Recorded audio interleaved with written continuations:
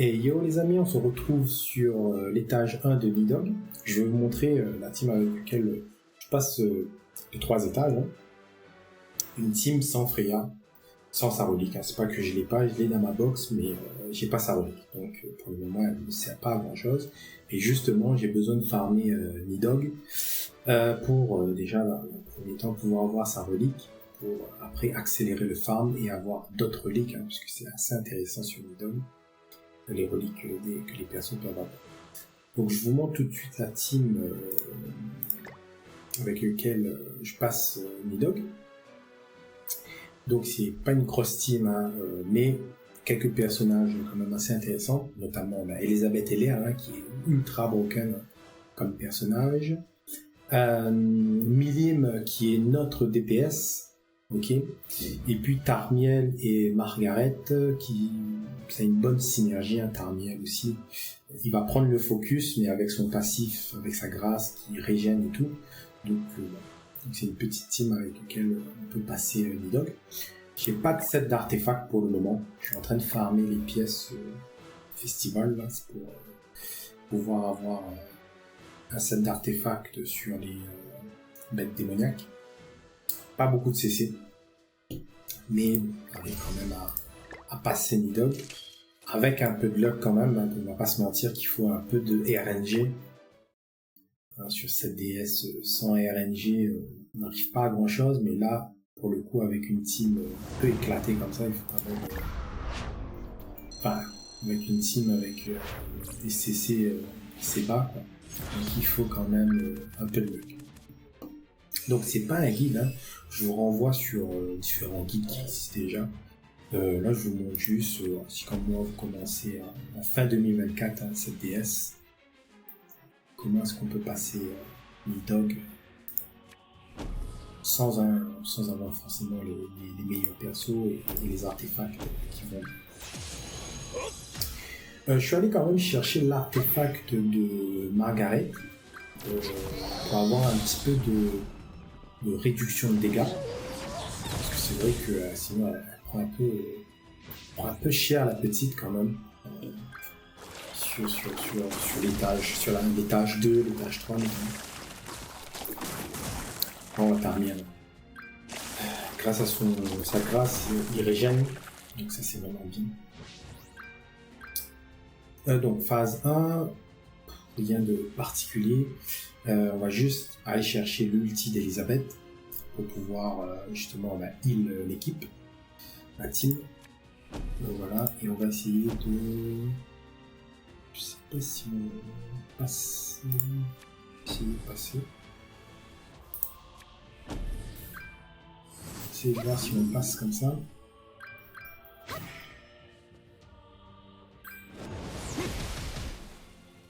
C'est juste là.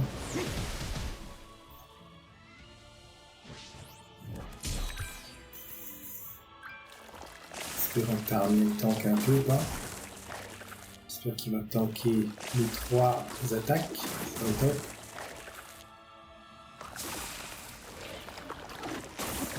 Ok. Parfait. Donc là, on va essayer de vider un peu sa main pour avoir les bonnes cartes. Surtout des cartes de Milim pour pouvoir vraiment attaquer. Fort sur la phase 2. Donc on va se soigner. On va garder les animations de posture, on va enlever les malus. On va remettre un petit coup avec Elisabeth. Et on enlève... Enfin, je prends pas le bonus de Tarmiel parce que ça va fusionner carte de Margaret et c'est pas ce que je souhaite. Je souhaite avoir 2 animations de posture au minimum. Pour aller vite sur la phase 2.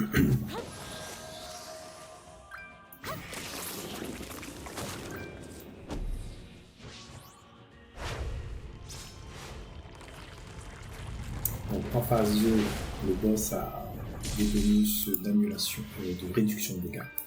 Et il faut utiliser l'annulation de posture pour enlever ces bonus-là.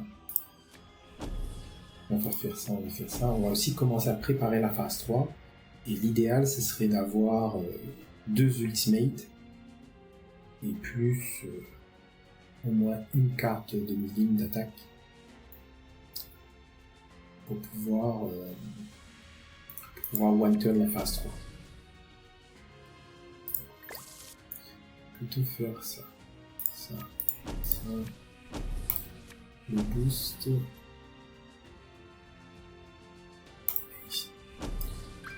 Je garde l'ultimate d'Eli. Là, il va ça.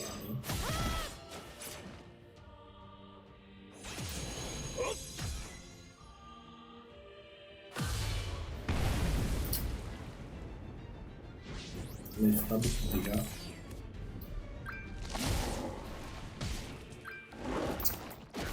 Là, cette attaque-là va mettre extension. Et donc là, la prochaine attaque après extension, là, ça fait beaucoup de dégâts. Donc il faut vraiment être full live pour pouvoir passer cette phase-là, sinon c'est très compliqué. Sinon c'est très compliqué, donc là, on va essayer de faire ulti ici, on va essayer d'attaquer. Je vais quand même essayer de conserver l'ulti de Milim pour la phase 3 plutôt.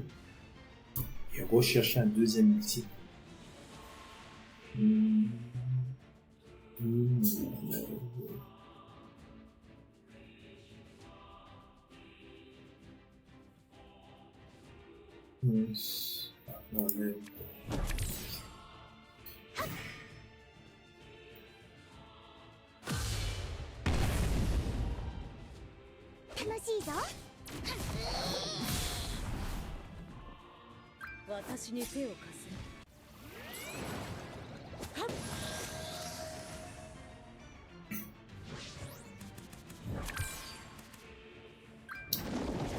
Ok, donc là, au niveau de Milim, c'est pas mal. Il a son ulti, 2 attaques. On va essayer de chercher par exemple l'ulti de Margaret, hein, puisqu'on a des compétences sur Margaret. Donc pour ça, on va faire ça.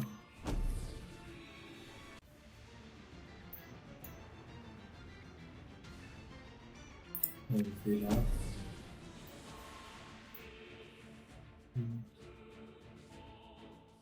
Son Milim.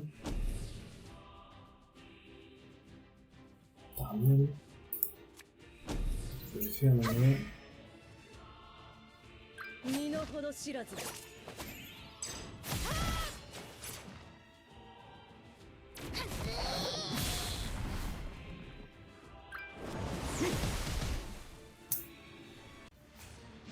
Un peu trop juste. Hein.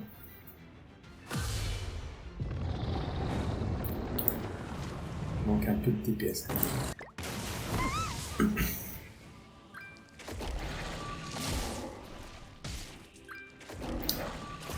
Ok. Bon. Là, il a sa compétence de contre, mais en soi, pas très grave. Pas très grave, on va juste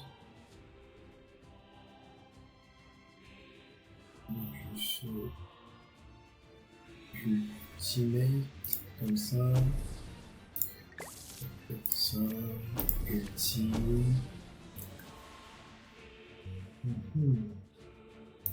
Deux. On va faire ça. Multi. Et passe le tour comme ça. Allez.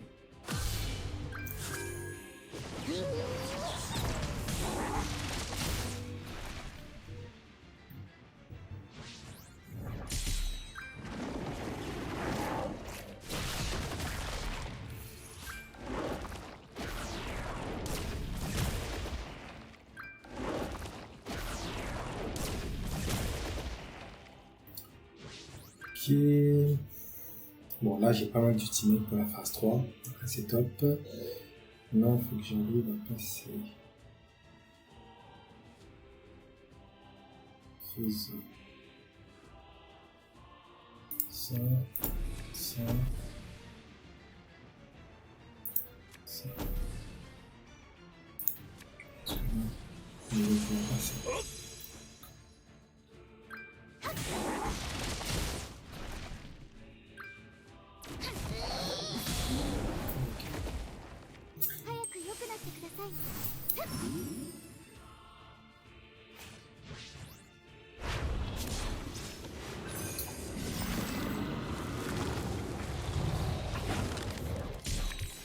Ok. Donc là, on va faire l'ulti daily. On va terminer le full live.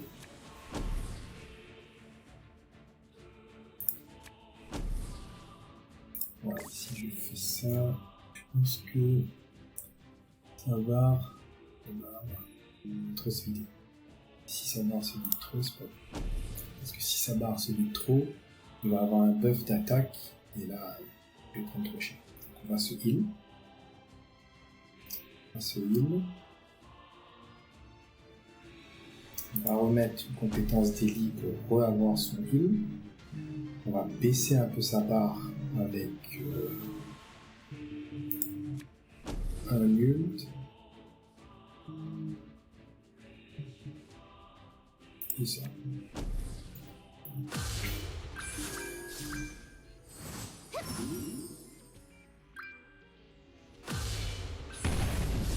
Donc là, sa barre, ça va bien se vider.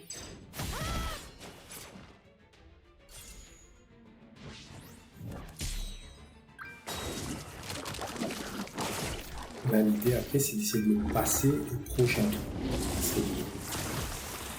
Ça serait l'idéal.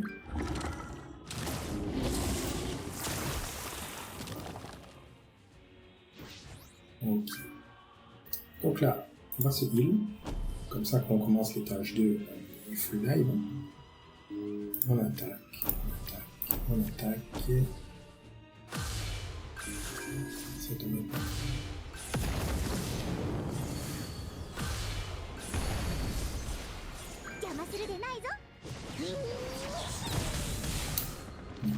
Qui carry toujours ultra broken comme personne. Voilà, c'est top. On attaque l'étage 2, hein, full live. Donc c'est un peu l'objectif. On prend son temps. On essaie de bien calculer ses coups, hein, même si des fois ça prend un petit peu plus de temps, des fois ça va un petit peu plus vite. Voilà. L'idéal, c'est de faire une run où on connaît un peu les patterns du boss. Et donc voilà, on essaie d'arriver toujours full live hein, lorsqu'on commence l'étage supérieur. Donc voilà, j'espère que ça vous a plu et que ça va aider certains à passer Midor, en tout cas déjà l'étage 1. Et on se voit dans une prochaine vidéo pour l'étage 2. Salut!